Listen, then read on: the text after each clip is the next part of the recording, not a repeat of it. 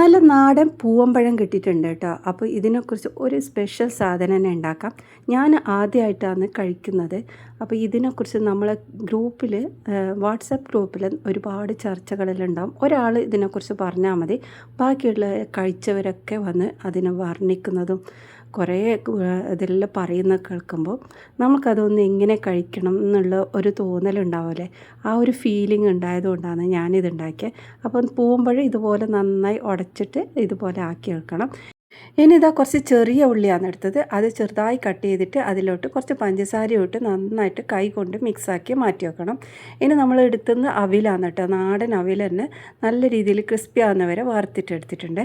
അപ്പോൾ നമ്മുടെ പഴം ഉടച്ചതിലേക്ക് നമ്മൾ ഈ ഒരു കട്ട് ചെയ്ത ഉള്ളിയും കുറച്ച് ഇഞ്ചി നീരും, 2 ടീസ്പൂൺ ഇഞ്ചി നീരും കുറച്ച് ചെറുനാരങ്ങ നീരും ഇട്ട് നന്നായിട്ട് ഇതുപോലെ മിക്സ് ആക്കിയിട്ട് അതിലേക്ക് തേങ്ങാപ്പാലാണ് കേട്ടോ, നല്ല കട്ടിയായിട്ടുള്ള തേങ്ങാപ്പാൽ ഒഴിച്ച് നന്നായി മിക്സാക്കി നോക്കുക. ഇനി കുറച്ച് വേണമെങ്കിൽ പാൽ ഒഴിക്കാം, നോർമൽ പാൽ.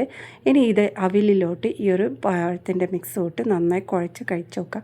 ഇത് ഇതുവരെ കഴിക്കാത്തവരുണ്ടെങ്കിൽ ഒന്ന് കഴിച്ച് നോക്കുക. ഇതിൻ്റെ പേരാണ് കേട്ടോ കൊച്ചിക്കോയ. കോഴിക്കോടുകാരുടെ ഫേവറേറ്റ് ആണിത്.